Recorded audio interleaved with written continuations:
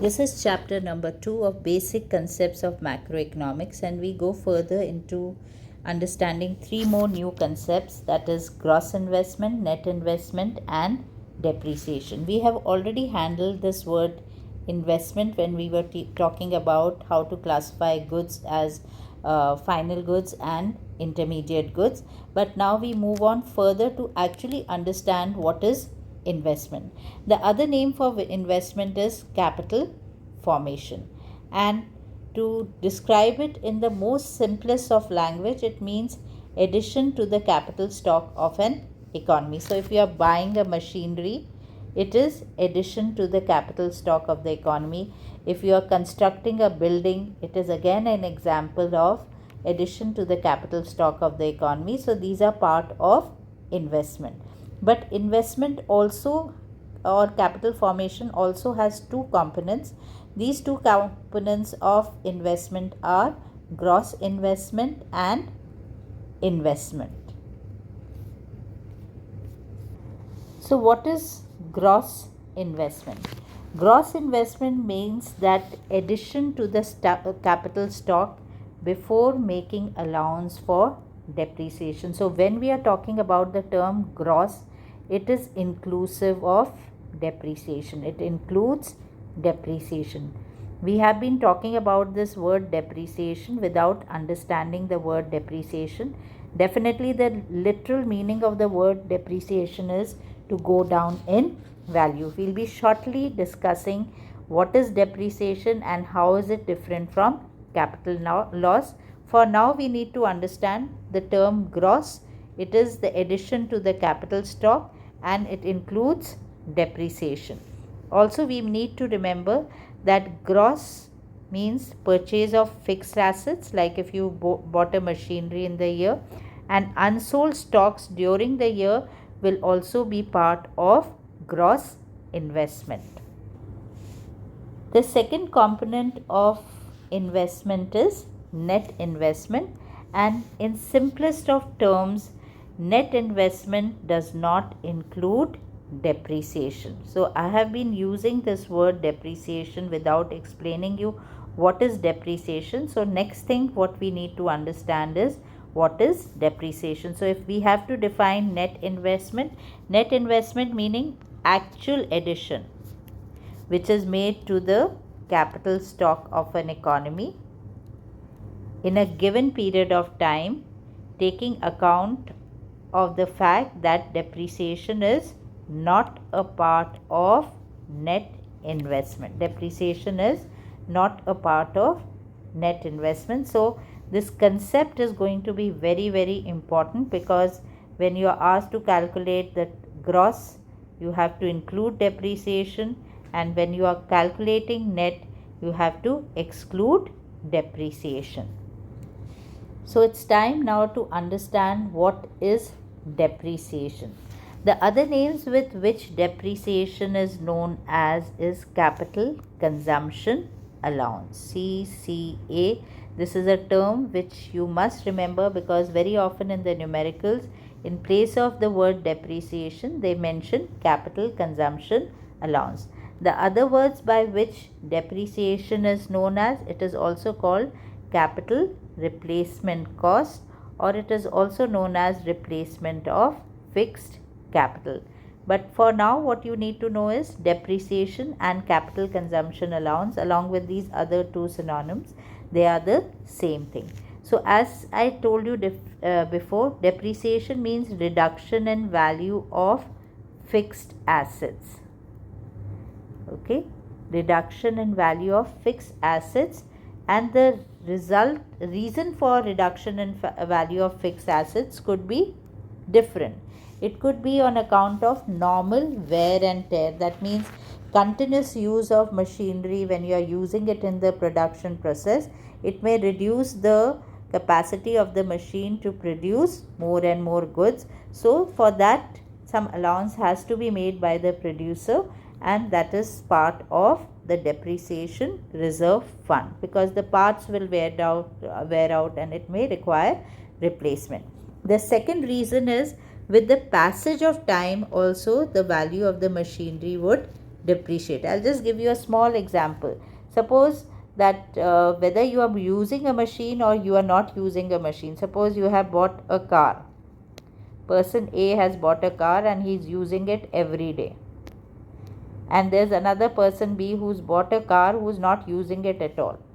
So I hope both you will agree that both the cars will depreciate over time, whether you are using it or you are not using it. So for that, some allowance has to be made, and that allowance is a part of depreciation reserve fund.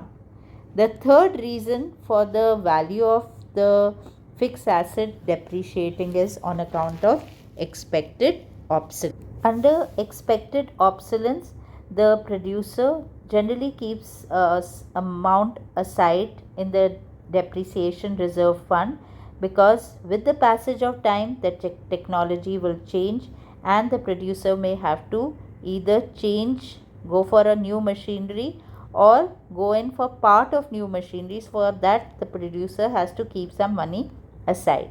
The second reason could be due to change in demand for goods and services. So this is part of depreciation. The three things which we have done is on account of normal wear and tear, due to passage of time the machinery depreciates, and the third is due to expected obsolescence. But there could be other reasons also why the value of the fixed asset depreciates, and that is what we call as capital loss. So capital loss is on account of unexpected obsolescence. So there are two reasons why the value of fixed asset will depreciate. One is expected obsolescence, which we call as depreciation. The unexpected obsolescence we called as capital loss. And this capital loss may be due to some kind of calamities which the producers did not foresee. For example, a flood takes place, or an earthquake happens, or there is sudden breakout of fire in the factory premises, or there is a theft. For all these things, these are all unexpected calamities which have happened, but it is affecting the fixed assets of the company or the producer, and that is why it is known as capital loss. So one thing which should be very clear with us now is that depreciation is expected and capital loss is unexpected. Both hamper the production process, but capital loss hampers the production process more than depreciation, because in case of depreciation we have already made allowance for these kind of calamities in the form of depreciation reserve fund. So to conclude, let us now understand and just summarize the difference between depreciation and capital loss. The first is understanding the meaning. So we know that in both the cases there is a fall in the value of fixed assets. Whether it is depreciation or it is capital loss, there is a fall in the value of fixed assets. But in case of depreciation, we said it is due to normal wear and tear, it is due to accidental damages, or it is due to expected obsolescence, something which you had taken care of through your depreciation reserve fund. But in case of capital loss, it is unexpected obsolescence. It could be due to natural calamities, or it may be on account of economic recession. The second thing which we had discussed is that depreciation could also occur on account of change in technology, for which already the producer has taken care through its depreciation reserve fund. But in case of capital loss, it's on account of natural calamities for which the producer has not taken into account, and it would either be met out through the insurance company if the machine is insured, if the factory premises are insured. Otherwise, there could be a problem for the producer. Depreciation is regarded as a loss, but this loss can be compensated through the depreciation reserve fund. But in case of capital loss, it is regarded as unexpected obsolescence. And as I told you before, if the damage has occurred and those damaged machinery is insured, then they can be refunded by the insurance company. With respect to predictability, we at first itself said that this is expected. So, through experience and knowledge, allowance has been made through the depreciation reserve fund to take care of the machinery becoming obsolete, or with the passage of time the depreciation happening, or due to normal wear and tear the machinery needs to be repaired. But in case of capital loss, the loss cannot be predicted, even the magnitude of loss cannot be predicted. So these are the differences between depreciation and capital loss. So what we have done now today is we have understood the term gross, we have understood the word net investment, gross investment, net investment, and we have understood the difference between depreciation and capital loss.